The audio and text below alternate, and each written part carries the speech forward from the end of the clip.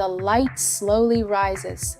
Church bells echo through the cold morning air of Detroit, an industrial city where the smoke of factories intertwines with faith embedded in household walls. In 1958, a girl is born with a name that already carries weight: Madonna. Her mother, quiet, deeply devout, instills faith and ritual in the home. Her father, an Italian-American, is strict, disciplined, and methodical. Rules are clear, roles are defined. But when Madonna is only 5, tragedy strikes. Her mother dies of breast cancer. Sudden. No goodbyes. Just one sentence: "Your mother isn't coming back." Losing a mother at such a tender age can either isolate a child or ignite an intense desire to be seen. Madonna chose the latter. She later said her mother's death became the greatest driving force in her life. She would not disappear. She would not die quietly. She would live boldly, loudly, undeniably.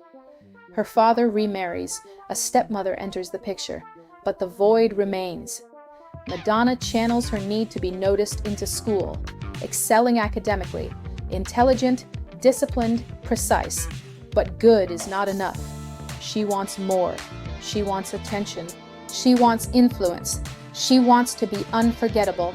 As a teenager, Madonna discovers dance, not just as movement, but as a tool of power and self-expression.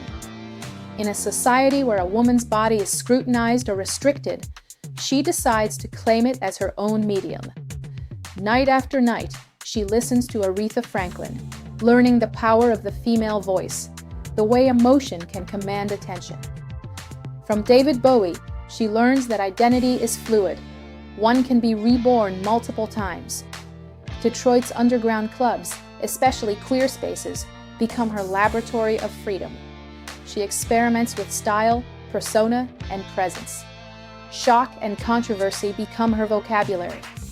She learns that being different is not weakness, it's strategy. And above all, resilience becomes her defining trait. She does not internalize failure. She transforms it into fuel for progress. 1978. One suitcase, $37, a one-way ticket to New York City. At home, her father warns, "This is risky." She simply replies, "If I don't return, it means I've succeeded." The city is unforgiving. Crowded streets, tiny shared apartments, and exhausting low-paying jobs. Hunger is constant, and every day tests her resilience. Amid the struggle, she endures a violent trauma, one that could have silenced her. Instead, it fuels her. She makes a decision. She will never be powerless again. She will control her story, her body, and her destiny. A girl begins her transformation into a force that will shape music, challenge norms, and rewrite what it means to be a woman in pop culture. This year is more than a date. It is the birth of a legend. Madonna forms bands, dissolves them, and starts anew. Her voice may not yet be perfect, but her presence, energy, and vision are unmistakable. When her single Everybody finally plays in local clubs, the crowds respond instantly, dancing, moving, losing themselves in her rhythm. Doors that were once closed swing open. Record contracts follow. And Madonna doesn't just enter, she kicks them wide open, declaring she is here to stay. 1984.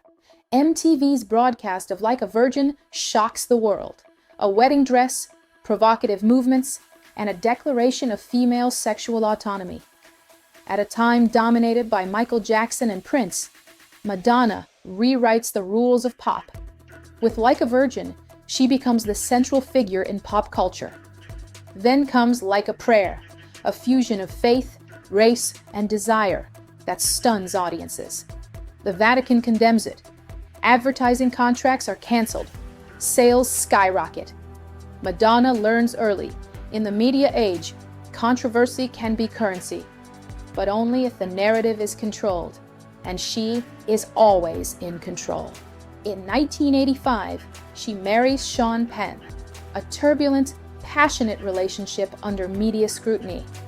Later, high-profile romances with Warren Beatty and others shape public fascination. Motherhood brings new perspective. Daughter Lourdes, son Rocco. Marriage to Guy Ritchie offers temporary stability, yet ends in legal battles and public debate over custody. Throughout, Madonna's defining trait emerges. No relationship defines her. She maintains full control over her personal brand, demonstrating emotional and strategic independence, uncommon in celebrity culture. 1992 marks a critical moment. Her book Sex and album Erotica test cultural boundaries.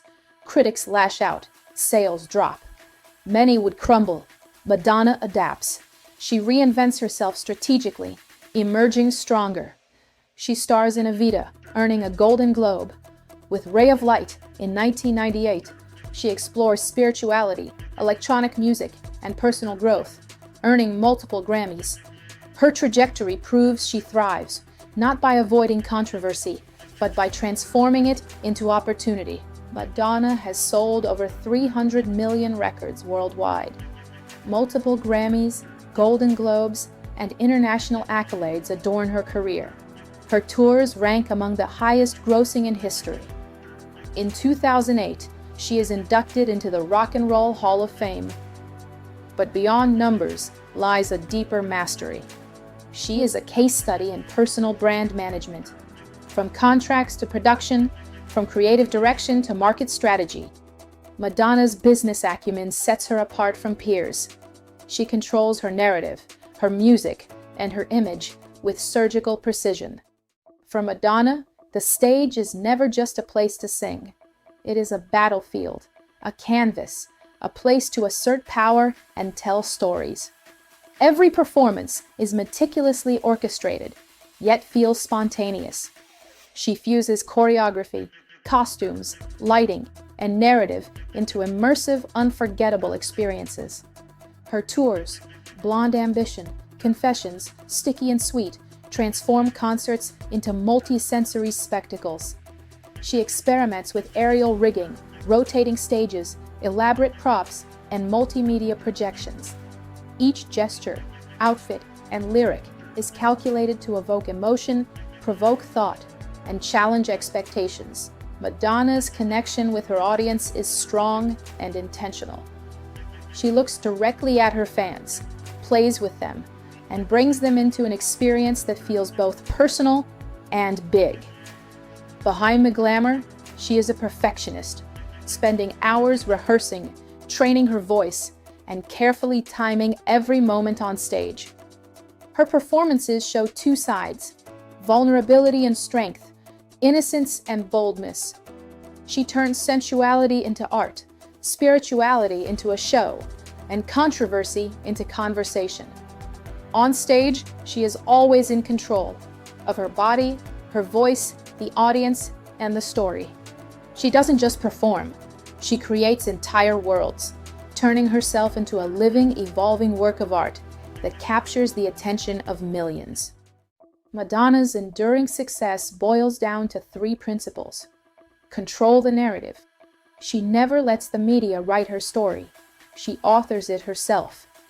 Continuous reinvention. Each album, each persona, a rebirth. Before the world grows accustomed, she changes. Relentless discipline. Beneath a provocative exterior lies rigorous training, rehearsal, and strategic planning. Decades in an industry that discards women quickly attest to her mastery. Madonna is not simply a pop star. She is a strategist, innovator, and cultural architect. The stage light remains on. Generations pass. She remains standing, not due to youth, but because of the rare skill of turning wounds into assets, crises into strategy, and time into an ally. Her life is a study in ambition, failure, resilience, and reinvention. From a childhood loss to global superstardom, her journey is defined by vision, audacity, and relentless self-mastery. Her story teaches us controversy can be power, vulnerability can be art, and longevity comes to those who control themselves before controlling the world. I'm Hur, and here we explore the lives of individuals whose choices, risks, and resilience leave indelible marks on the world. If you enjoyed this story, like, subscribe, and share it so more people can witness these journeys. Comment below. What quality do you think propelled Madonna to the top of the music world? Which stage of her life had the greatest impact on her personal growth and artistry? Thanks for watching. See you in the next episode.